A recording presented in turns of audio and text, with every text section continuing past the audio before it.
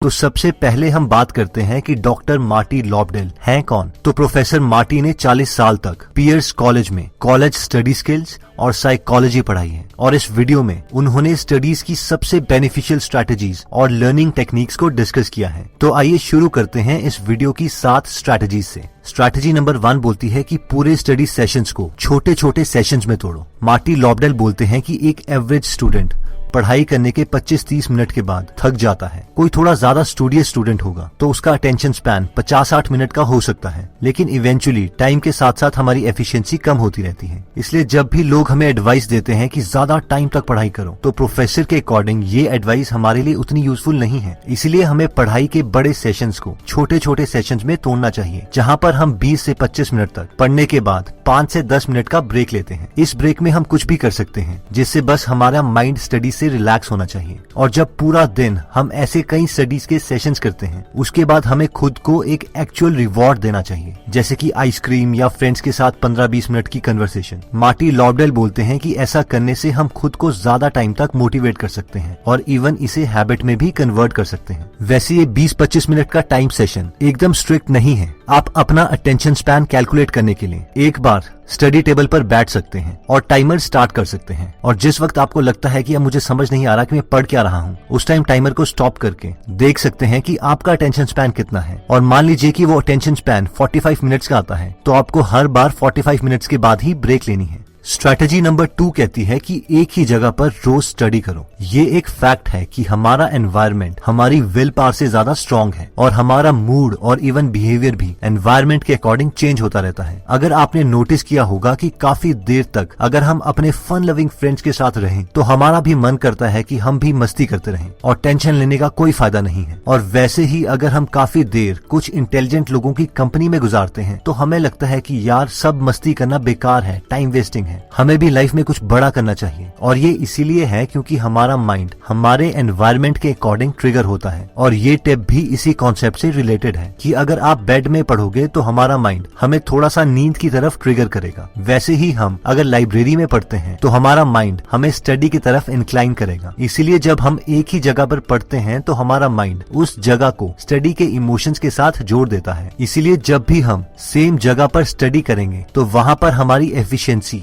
दूसरी जगहों के कंपैरेटिवली बेटर होगी, क्योंकि हमें एनवायरनमेंट के साथ फाइट नहीं करनी पड़ेगी, बल्कि एनवायरनमेंट भी हमारे माइंड को हमारे गोल्स की तरफ इंक्लाइन कर रहा होगा। थर्ड स्ट्रैटेजी कहती है कि स्टडी एक्टिवली। हर बार अपने से पूछो कि मैं क्या पढ़ रहा हूँ। या तो जो आप पढ़ना चाहते हो वो फैक्ट है या फिर कोई कॉन्सेप्ट है। फॉर एग्जाम्पल, अगर मैं आपको बोलूँ कि ह्यूमंस की सबसे छोटी बोन का नाम क्या है, तो ये एक फैक्ट है जिसके लिए हमें सिर्फ मेमोराइजेशन की रिक्वायरमेंट है। लेकिन अगर मैं आपको बोलता हूँ कि हार्ट कैसे काम करता है, तो ये एक कॉन्सेप्ट है। अब जो कॉन्सेप्ट्स हैं वो ज्यादा इंपॉर्टेंट है फैक्ट से, क्योंकि जब हम अच्छे तरीके से किसी कॉन्सेप्ट को समझ लेते हैं तो हम उसे कभी भी नहीं भूलते, जबकि जो फैक्ट्स हैं वो टाइम के साथ साथ हमें भूल जाते हैं और उन्हें याद रखने के लिए हमें कई रिविजन्स करनी पड़ती हैं। अब हमारे सिलेबस में फैक्ट्स और कॉन्सेप्ट्स दोनों ही होते हैं। इसीलिए अगर हम ये टेस्ट करना चाहते हैं कि क्या हमें वो कॉन्सेप्ट या फैक्ट याद हो गया है, तो इसका बेस्ट मेथड यही है कि हम इसे खुद अपने वर्ड्स में एक्सप्लेन करें, या तो खुद को या किसी फ्रेंड को। और इस एक्सप्लेनेशन के दौरान हमारी बुक नहीं खुली होनी चाहिए। दूसरा जो इम्पोर्टेंट कॉन्सेप्ट मार्टी लॉबडेल्स ने अपनी वीडियो में कहा है कि मैक्सिमम स्टूडेंट्स बुक के कई इंपॉर्टेंट पोर्शंस को हाईलाइट कर देते हैं, जिसकी वजह से जब वो उन कॉन्सेप्ट्स को दोबारा पढ़ रहे होते हैं तो उन्हें लगता है कि वो उस कॉन्सेप्ट को रिवाइज कर रहे हैं, बल्कि वो सिर्फ एक रिकॉग्निशन है। और रिकॉग्निशन से हम समझते हैं कि हमें सब याद है, और यहाँ पर मैक्सिमम स्टूडेंट से गलती होती है। इसलिए रिवाइज करने का भी बेस्ट मेथड यही है कि हम बुक बंद करके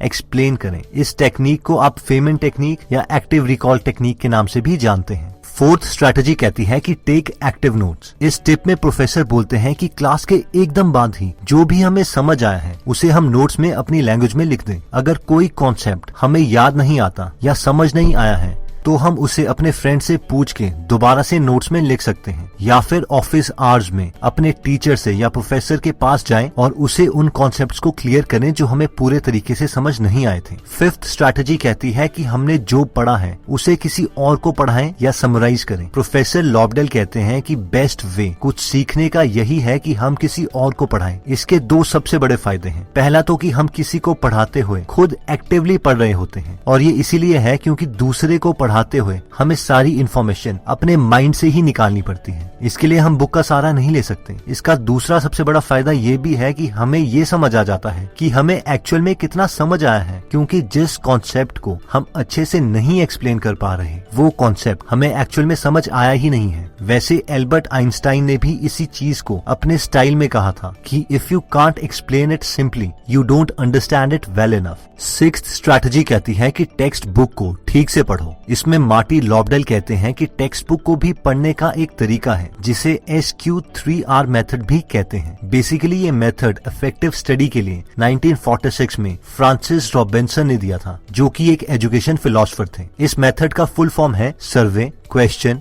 रीड, रिसाइट एंड रिव्यू, जिसका बेसिकली मतलब है कि कोई भी चैप्टर पढ़ने से पहले चैप्टर का हम सर्वे कर सकते हैं, यानी थोड़ा स्किम कर सकते हैं, एक ओवरव्यू ले सकते हैं कि उस चैप्टर में एक्चुअल में है क्या। स्पेशली उस चैप्टर के लास्ट में दिए गए क्वेश्चंस का थोड़ा ओवरव्यू लेके हम अपने ब्रेन को एक्टिव कर सकते हैं, क्यूरियस कर सकते हैं कि आखिर इस चैप्टर में है क्या क्या। उसके बाद हमें माइंड में या प्रेफरेबली पेज पर क्वेश्चंस लिखने हैं जो हमारे माइंड में उस चैप्टर से रिलेटेड आ रहे हैं। इसके लिए हम उस चैप्टर में दिए गई हेडलाइंस को भी क्वेश्चंस में कन्वर्ट कर सकते हैं, जैसे कि ये चैप्टर ऑथर ने मुझे क्या सिखाने के लिए लिखा है, इस चैप्टर से जो मैं सीखूंगा उसे मैं रियल लाइफ में कैसे यूज कर सकता हूँ। इसके लिए बस 3 से 5 मिनट ही देने हैं। नेक्स्ट स्टेप है रीड। अब हमें एक्चुअल में वो चैप्टर पढ़ना है ताकि हम अपने दिमाग में आए क्वेश्चंस का आंसर ढूंढ सकें। नेक्स्ट स्टेप आता है रिसाइट। हमें बुक बंद करके खुद के वर्ड्स में उन कॉन्सेप्ट्स को बोलना है जो हमने अभी अभी पढ़े हैं। और लास्ट आर है रिव्यू, यानी जब हम पूरा कॉन्सेप्ट या चैप्टर पढ़ लेते हैं उसके बाद हमें खुद से पूछना है कि इस चैप्टर से मैंने क्या सीखा, ये इन्फॉर्मेशन अब मैं कैसे यूज कर सकता हूँ। अब जरूरी नहीं है कि हमें इस पूरी स्ट्रैटेजी को एकदम यूज करना है, बस इस स्ट्रैटेजी का जो भी पोर्शन हमारी लर्निंग एबिलिटी को इम्प्रूव करता है उसे हम अपनी हैबिट बना सकते हैं।